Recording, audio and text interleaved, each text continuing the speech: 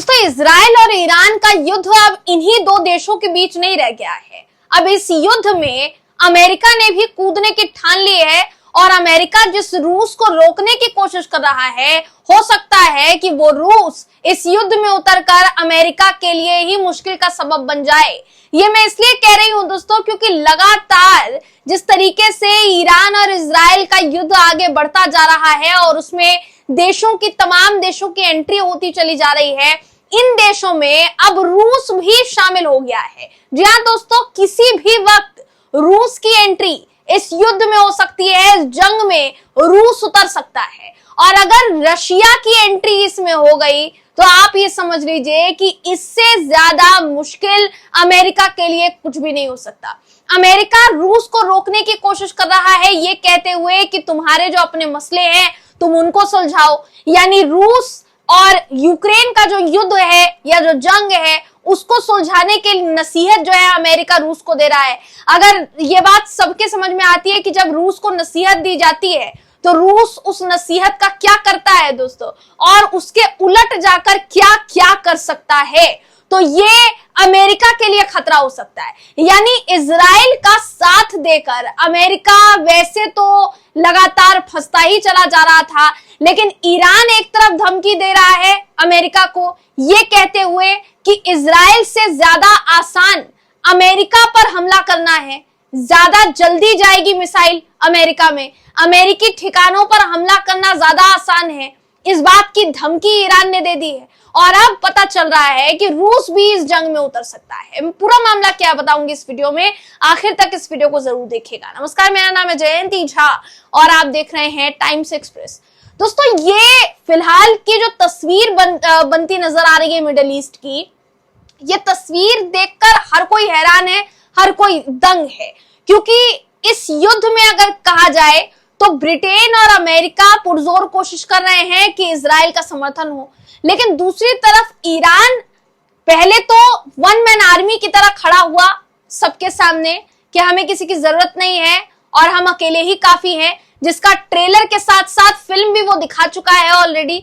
जितनी मिसाइलें उसने इजराइल के डिफेंस सिस्टम के ऊपर दागी है और जगह जगह नुकसान हुआ है, तेल अवीव से लेकर हाइफा तक।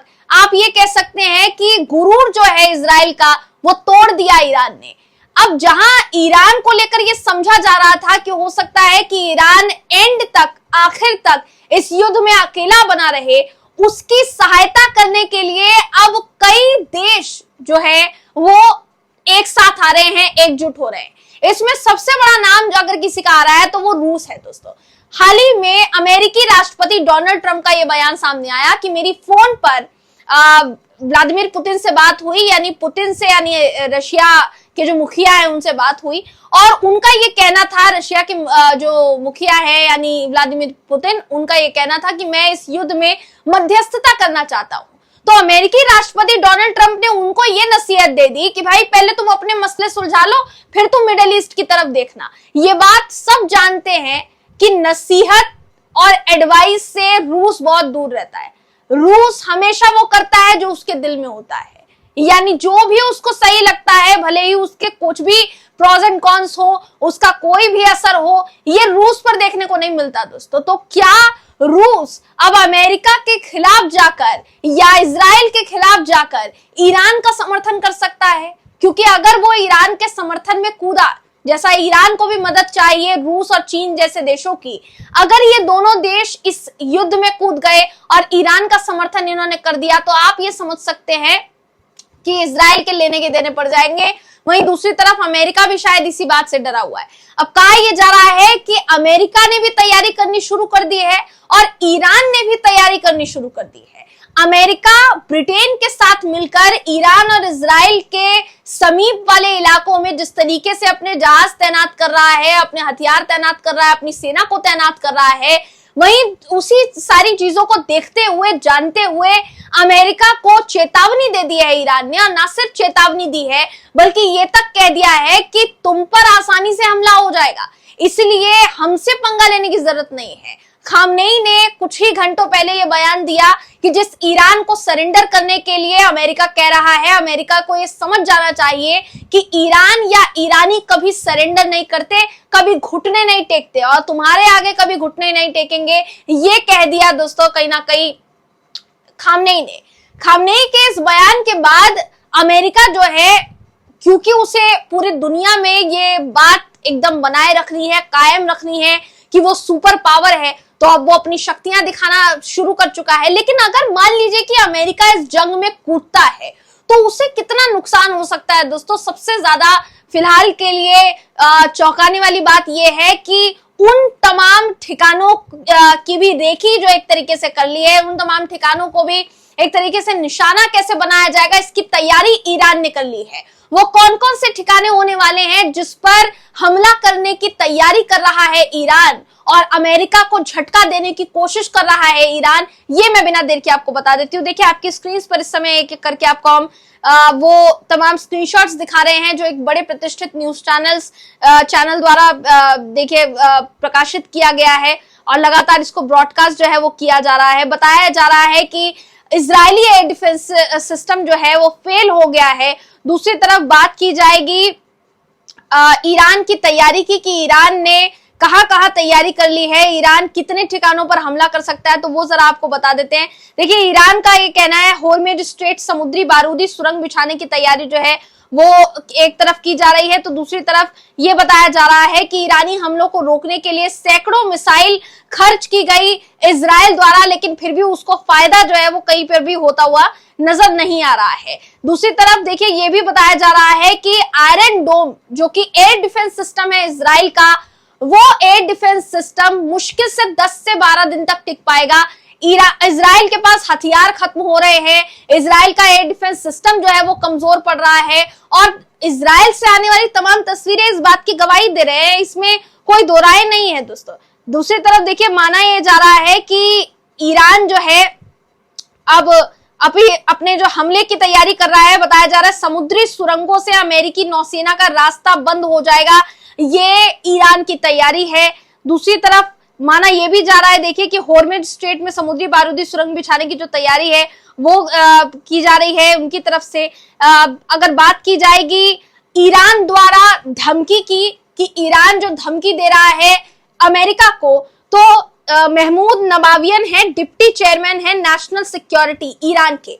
इन्होंने कहा है कि ईरानी लोगों पर हमला करने से पहले 50,000 ताबूत तैयार रखनी चाहिए अमेरिका को, क्योंकि उसको सोच लेना चाहिए कि अगर उसने हम पर हमला किया तो हम क्या क्या कर सकते हैं। दूसरी तरफ नबावियन ने यह भी कहा कि इजराइल में हमारी मिसाइल को पहुंचने में 8 मिनट लगते हैं, लेकिन हमारे लिए अमेरिका पर हमला करना आसान हो जाएगा, इजराइल से ज्यादा आसान हमारे लिए अमेरिका पर हमला करना है। यानी ये धमकी है दोस्तों और ये सीधे सीधे चेतावनी है नबावियन की कि अगर हम पर हमला किया तो बहुत आसान है आप पर हमला करना और हम तनिक भी देरी नहीं लगाएंगे वो हमला करने में। तो फिलहाल के लिए नबावियन का जो बयान है काफी ज्यादा वायरल हो रहा है। दूसरी तरफ माना यह जा रहा है कि अगर अमेरिका ईरान के खिलाफ युद्ध में कूदता है तो उसे काफी नुकसान झेलना पड़ सकता है और ये नुकसान युद्ध के रूप में पश्चिम जो पूरा का पूरा एशिया है, पूरा जो अरब जगत है उसमें फैलने से लेकर बताया जा रहा है, क्योंकि कई ऐसे देश हैं जैसे अमेरिका के कतर, बहरीन, कुवैत, संयुक्त अरब अमीरात, सऊदी अरब, इराक, जॉर्डन, सीरिया, इन तमाम देशों में अमेरिका के सैन्य ठिकाने मौजूद हैं, सैनिकों की तैनाती अमेरिका ने कर रखी है। अब बताया ये जा रहा है कि खामनेई ने ईरान पर अमेरिका का हमला होने की स्थिति में इन तमाम ठिकानों को निशाना बनाने की तैयारी की है। यानी ये माना जा रहा है दोस्तों कि अगर अमेरिका हमला करता है या इस युद्ध में कूदता है तो अरब जगत में या मिडिल ईस्ट में जितने भी उसके सैन्य ठिकाने हैं उनको तबाह करने की तैयारी जो है ईरान ने शुरू कर दी है। और ना सिर्फ शुरू कर दी है बल्कि उसकी पूरी की पूरी एकदम उसका रोड मैप तैयार कर लिया है कि अगर ऐसा होता है तो युद्ध में कैसे कूदा जाए। कुल मिलाकर इसमें ये बिल्कुल भी दोहराए नहीं है दोस्तों ये कहने में कि इजराइल तो नुकसान झेल ही रहा है, अमेरिका अगर इसमें कूदा तो अमेरिका को कितना नुकसान झेलना पड़ सकता है। दूसरी तरफ बात की जाएगी इजराइल की, तो इजराइल में ईरान द्वारा किए जा रहे लगातार हमलों से इजराइल लगातार दोस्तों निस्तनाबूद हो रहा है। इजराइल की जो इमारतें हैं वो खंडहर में तब्दील हो गई हैं। आपको हम एक एक करके वो तस्वीर भी दिखा देते हैं। देखिए आपकी स्क्रीन पर इस समय मैं उमा शंकर सिंह का ट्वीट दिखा रही हूँ। एनडीटीवी के पत्रकार हैं और विदेशी मामलों को बहुत नजदीकी से कवर करते हैं। लिखा है कि ईरानी मिसाइल हमले के बाद तेल अवीव में बड़ा धमाका और धुएं का गुबार। इन्होंने एक वीडियो शेयर किया है जिस वीडियो में साफ साफ नजर आ रहा है कि जो मिसाइल दागी गई, उस मिसाइल के दागे जाने के बाद कितना बड़ा नुकसान हुआ है, क्योंकि धमाका हुआ और उस धमाके में जो धुएं का गुबार है वो ये बयां करने के लिए बिल्कुल काफी है कि कितना नुकसान जो है वो झेलना पड़ा होगा इजराइल को। ऐसी कई तमाम तस्वीरें इजराइल से निकलकर सामने आ रही है जो ये बता रही है दोस्तों कि लगातार हमलों से अब इजराइल भी परेशान है। इजराइल के प्रधानमंत्री बेंजामिन नेतन्याहू जो ब्रीफिंग कर चुके हैं, जो बयान जारी कर चुके हैं, देश के नाम संबोधन जारी कर चुके हैं, उसमें उन्होंने देश के लोगों को मोटिवेशन देते हुए ये जरूर कहा कि इजराइल रुकेगा नहीं और इजराइल जो है डरेगा नहीं, घुटने नहीं टेकेगा, दुश्मन को मुंहतोड़ जवाब देगा। लेकिन इसी के साथ साथ वो ये कहने से भी नहीं चूके कि उनका बहुत नुकसान हुआ है, इजराइल का बहुत नुकसान हुआ है, ये बोलने से भी वो नहीं चूके। कुल मिलाकर फिलहाल के लिए जैसी स्थिति नजर आ रही है दोस्तों, अमेरिका, ब्रिटेन और कई मुल्कों के साथ मिलकर ईरान को जवाब देने की कोशिश कर रहा है। लेकिन ईरान के द्वारा जो कहा जा रहा है, जो तैयारी की जा रही है, जो खबरें सामने आ रही है दोस्तों, वो चौंकाने वाली है। हम इस पर आपकी राय जानना चाहेंगे कि आप इस पर क्या सोचते हैं। अपनी राय कमेंट करके जरूर बताइएगा। अगली वीडियो में आपसे फिर मुलाकात होगी, तब तक के लिए नमस्कार।